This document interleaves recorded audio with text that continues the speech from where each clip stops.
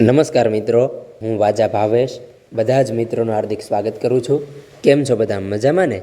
આજે આપણે ધોરણ 12 વિષય સોશિયોલોજી એટલે કે સમાજશાસ્ત્ર પ્રકરણ નંબર 1 ભારતનું વસ્તી વૈવિધ્ય અને રાષ્ટ્રીય એકતા એના જે એક વાક્યના પ્રશ્નો છે તે બધા જ આપણે પૂરા કરવાના છીએ. એક વાક્યના પ્રશ્નો એટલે તમને વિભાગ બીમાં પૂછાય છે, બરાબર? એની વાત છે. અને નવનીતના પણ આમાં આપણે પ્રશ્નો આવરી લીધા છે, એટલે તમારે આમાં ધ્યાન દેવાનું છે. તો શરૂ કરીએ. ચેપ્ટર નંબર 1 ભારતનું વસ્તી વૈવિધ્ય અને રાષ્ટ્રીય એકતા. પ્રશ્ન નંબર 1, ઈસવીસન 2011ની વસ્તી ગણતરી મુજબ ભારતમાં મહિલા અને પુરુષનું પ્રમાણ કેટલું હતું? જવાબ: ઈસવીસન 2011ની વસ્તી ગણતરી મુજબ ભારતમાં મહિલાનું જે પ્રમાણ 48.49% અને પુરુષનું પ્રમાણ 51.51% છે. બરાબર છે. પ્રશ્ન નંબર 2, ઈસવીસન 2011ની વસ્તી ગણતરી પ્રમાણે ગુજરાતની કુલ વસ્તી કેટલી છે? તો 2011ની વસ્તી ગણતરી પ્રમાણે ગુજરાતની કુલ વસ્તી 6,04,39,692. પ્રશ્ન નંબર 3, ભારતમાં 2011ની વસ્તી ગણતરી મુજબ સૌથી વધારે લિંગ પ્રમાણ કયા પ્રદેશમાં છે? તો જવાબ: ભારતમાં 2011ની વસ્તી ગણતરી મુજબ સૌથી વધુ લિંગ પ્રમાણ કેરળ 1084 પ્રમાણમાં છે. બરાબર છે.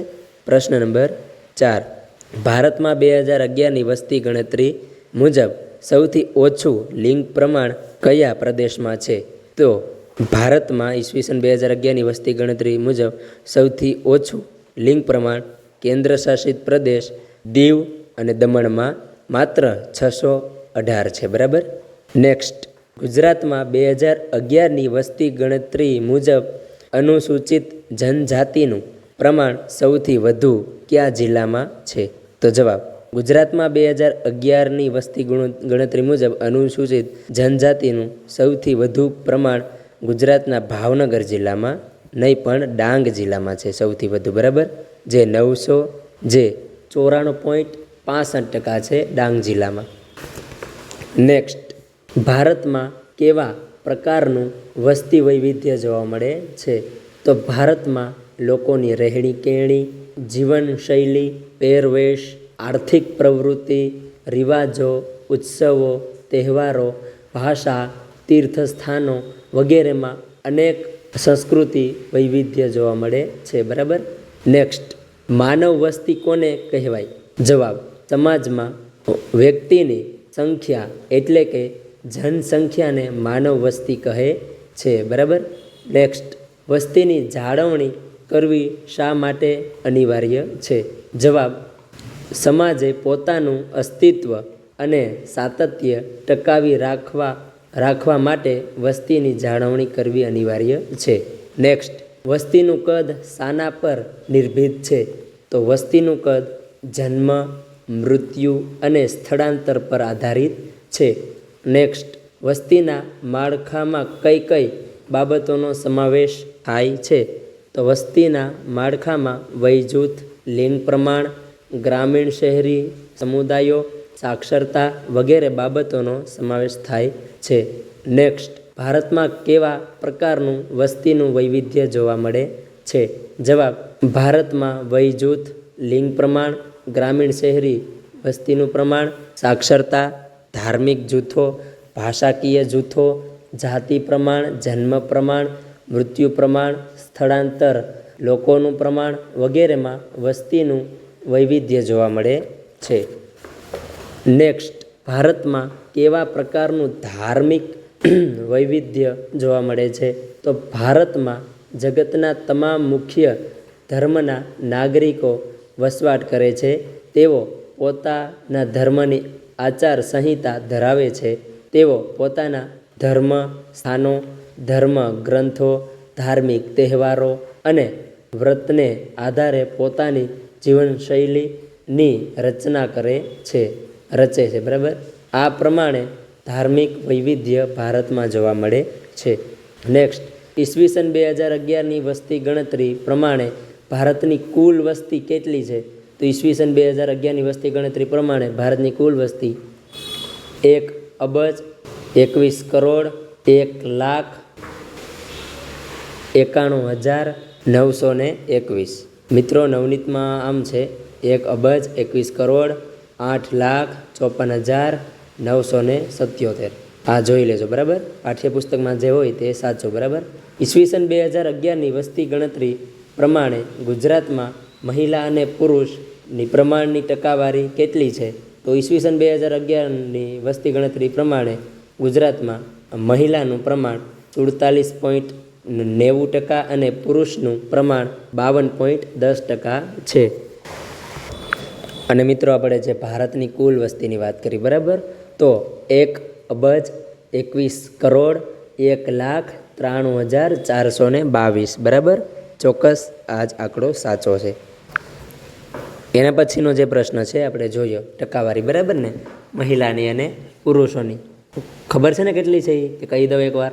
મહિલાની 47.90% અને પુરુષની 52.10% બરાબર. પ્રશ્ન નંબર નેક્સ્ટ. ભારતીય પોશાકમાં કઈ વિવિધતા જોવા મળે છે? જવાબ: ભારતમાં પોશાકમાં અનેક વિવિધતા જોવા મળે છે.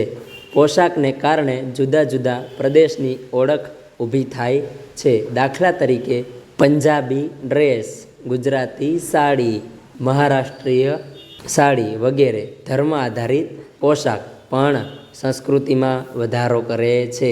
દાખલા તરીકે બુરખા, રીદા, પાઘડી વગેરે બરાબર છે. નેક્સ્ટ. ગુજરાતના કયા કાર્યક્રમો સાંસ્કૃતિક વિવિધતાના ઉત્તમ ઉદાહરણો છે? તો ગુજરાતના ગરબા, હમણાં આવે છે નવરાત્રિ ભાઈ, પતંગ ઉત્સવ એ વૈશ્વિક દ્રષ્ટિએ સાંસ્કૃતિક વિવિધતાના ઉત્તમ ઉદાહરણો છે. નેક્સ્ટ. વંચિત સમુદાયના મુખ્યત્વે કેટલા વિભાગો છે? કયા કયા? તો વંચિત જે સમુદાય છે તેના 3 પ્રકારો છે, જેમાં 1 અનુસૂચિત જાતિ, 2 અનુસૂચિત જનજાતિ અને 3 અન્ય પછાત વર્ગો. નેક્સ્ટ. ભારતમાં મોટા ભાગની વસ્તી ક્યાં જોવા મળે છે? ભારતમાં મોટા ભાગની વસ્તી ક્યાં જોવા મળે છે? તો મિઝોરમ, લક્ષદ્વીપ, નાગાલેન્ડ, મેઘાલય, અરુણાચલ પ્રદેશ અને દાદરા નાગર હવેલીમાં જોવા મળે છે. એ અનુસૂચિત જાતિની વાત છે બરાબર, જનજાતિની. નેક્સ્ટ. 2011ની વસ્તી ગણતરી મુજબ ગુજરાતમાં અનુસૂચિત જનજાતિનું પ્રમાણ સૌથી ઓછું કયા જિલ્લામાં છે? તો ગુજરાતમાં ભાવનગર જિલ્લામાં બરાબર, જે 0.32% છે. નેક્સ્ટ. કયા સાધનો સમૂહ સંચારના માધ્યમમાં સમાવેશ થાય છે? તો જે વર્તમાનપત્રો, રેડિયો, ટેલિવિઝન, કોમ્પ્યુટર, સેલફોન, પોસ્ટરો વગેરે સાધનો સમૂહ સંચારના માધ્યમોમાં સમાવેશ થાય છે. નેક્સ્ટ. વાહન વ્યવહારના સાધનો રાષ્ટ્રીય એકતામાં કેવી રીતે ઉપયોગી થાય છે? તો આધુનિક સમયમાં નોકરી, ધંધા, વ્યાપાર, રોજગાર, શિક્ષણ, પ્રવાસ, પર્યટન વગેરે